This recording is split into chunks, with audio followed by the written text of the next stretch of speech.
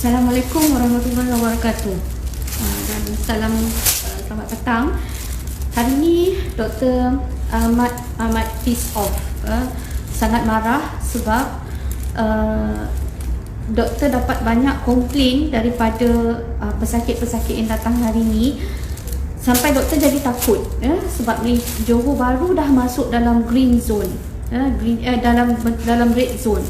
Bila dalam red zone, maksudnya kita dalam keadaan berisiko tinggi untuk mendapat pembawa yang tidak dikenal pasti lagi.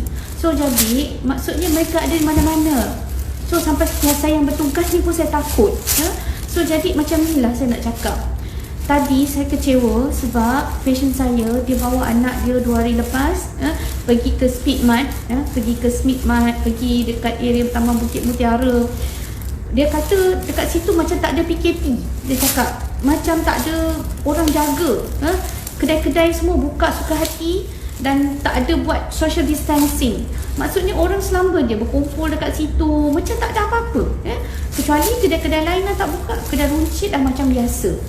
So jadi doktor bengang, tu satu, dan budak tu datang dengan demam lah tadi. So jadi tu satu.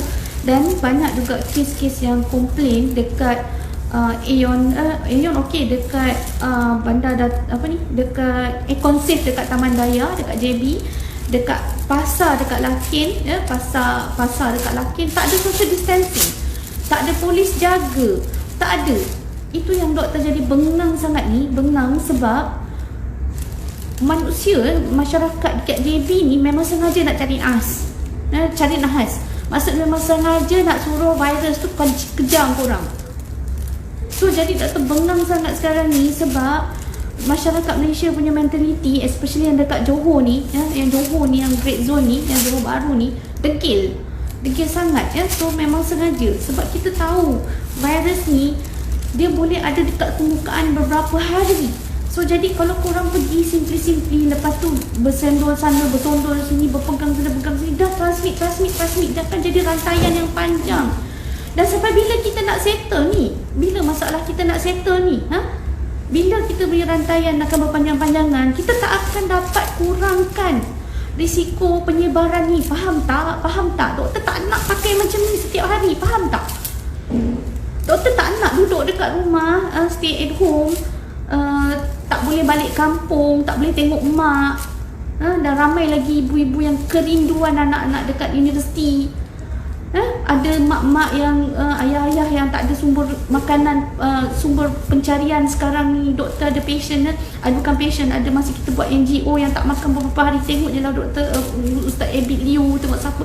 Semua banyak sangat orang yang kesusahan sekarang ni, hilang punca pencarian. Kalau kita berterusan macam ni, lama bulan-bulan, macam mana dengan ekonomi kita? Tengok doktor punya klinik pun selalu ramai pun jadi tak ramai. Ingat senang ke kalau kita nak survive, nak bayar tu, nak bayar ni sebagai orang yang bisnes?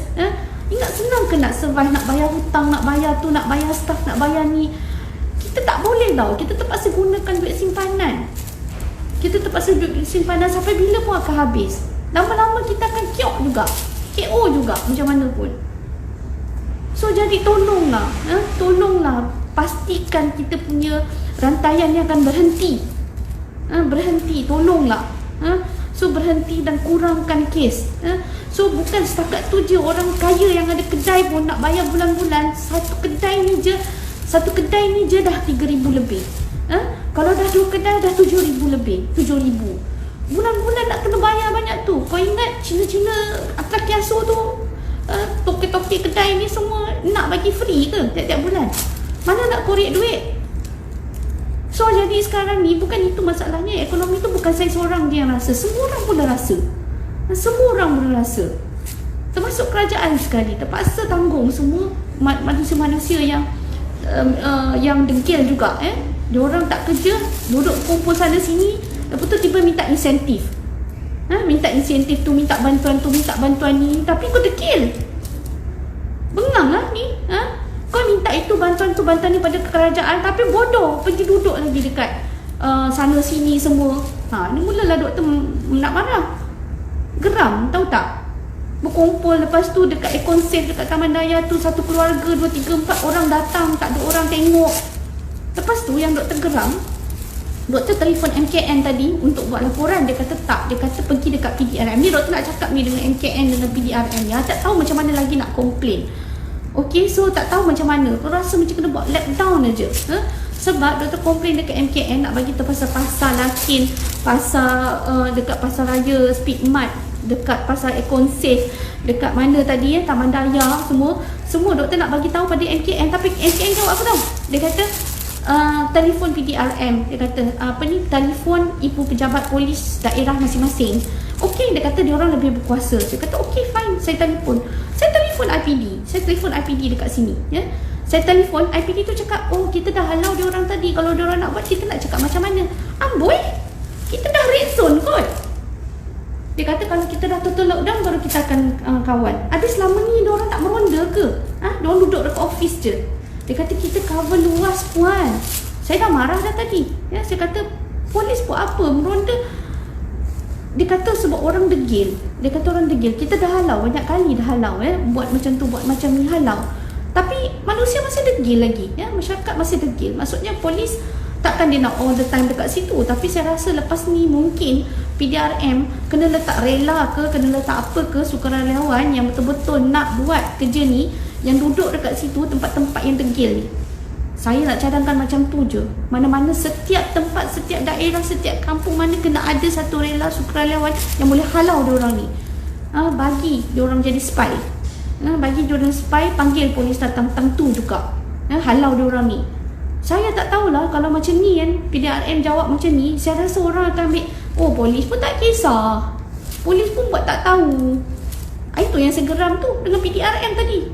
Saya tak tahu. Memanglah dia kata dia halau. Tapi berapa kali dia orang pergi tengok buat check, spot check. Dah dia orang suka-suka hati je berbelanja macam tu. Dah lah dekat area taman-taman dekat sini ni memang ramai orang yang miskin. Dekat area depan ni banyak orang yang tak susah duduk kat flat PPR apa benda semua. Berapa lama lagi kita nak hidup dalam keadaan macam ni? Penat tau. Doktor pun tak nak lah pakai benda-benda ni. Penat nak check patient, nak masukkan macam ni pun dah susah ni masukkan. Susah nak masukkan. Susah. Sampai bila saya nak pakai macam gini? Sampai bila doktor-doktor frontliner semua nak pakai macam ni? Pakai PPE apa benda semua. Panas tau tak? Lepas tu korang yang dekat luar tu degil. Tahu sakit hati bila doktor tahu dapat call MKN, call PDRM tadi. Seolah-olah macam I tak ada kuasa pun nak buat unless kena lockdown. Okay, fine. Kena sampai lockdown. Lockdown tu hanya berlaku apabila betul-betul kita dah jadi macam Itali. Nak macam itu? Nak jadi macam Itali tu baru nak lockdown. That is stupid, man. Penat lah macam ni. Korang nak ke jadi macam Itali? Nak ke jadi macam Amerika Syarikat? Tolonglah. Kau tengoklah mati lambat-lambat. Sampai terpaksa buat satu kubur besar-besar, tanam semua. Korang nak ke macam tu? Sampai dia punya doktor, dia punya nurses pun dah mati-mati dah semua. Doktor tak pernah marah macam ni tau tak? Doktor marah sebab tadi doktor telefon, doktor tulis MKN, tolong PDRM. Doktor rasa helpless. Doktor rasa helpless. Helpless sebab apa? Tak tahu nak buat macam mana. Doktor tak tahu nak buat macam mana lagi dah. Sebab kita ni tak ada kuasa tau. So tolonglah share video doktor ni supaya MKN, PDRM buatlah sesuatu tindakan supaya tempat-tempat ni semua diorang cover. Spy ke, apa ke, tak kisahlah. Sukarelawan. Tangkap diorang ni. Bagi authority kepada IKN tu. Buat betul-betul ganas macam dekat, janganlah sampai tembak mati. Maksudnya tangkap betul. Guna siapa-siapa, tak kisahlah. Saya dah memang frust sangat ya. So ini baru saya pakai macam ni. Yang kat frontliners tu punya belambak pakai baju yang full coverage tu. Ingat senang ke nak pakai keluar masuk sembahyang pun terpaksa jamak. Geram, tahu tak geram? Kita ni pakai macam ni boleh lagi nak buka-buka. Yang frontliners tu berkorban, tahu tak? Pun masyarakat masih degil lagi. Bukan apa, doktor sayang Malaysia ni. Orang tak sayang ke Malaysia ni?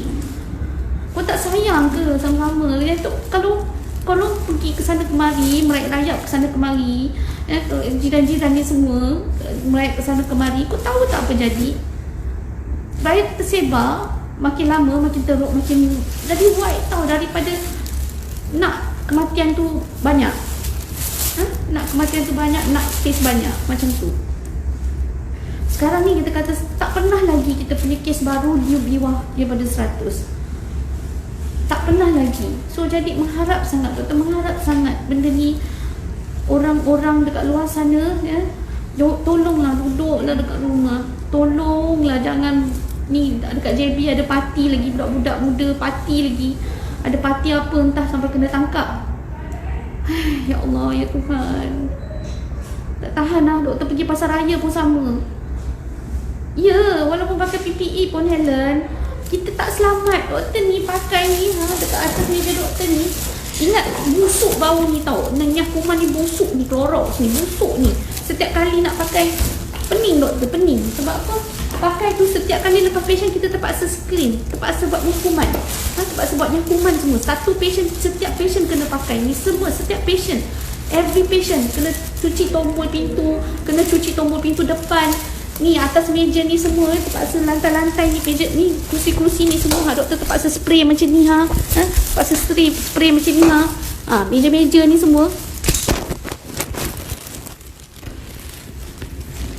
So jadi fahamlah sikit bukan senang tau. Bukan senang. Kalau tiba-tiba na'udzubillah lah harap-harap tak ada patient yang datang ke klinik doktor yang bawa benda ni. Walaupun dah banyak juga doktor refer ke kerajaan Doktor ada refer ke kerajaan tentang apa ni pusing pula. Ni dah marah sangat lah ni. Handphone doktor tu pusing-pusing. So jadi ada dekat apa tadi ada dua kes malam.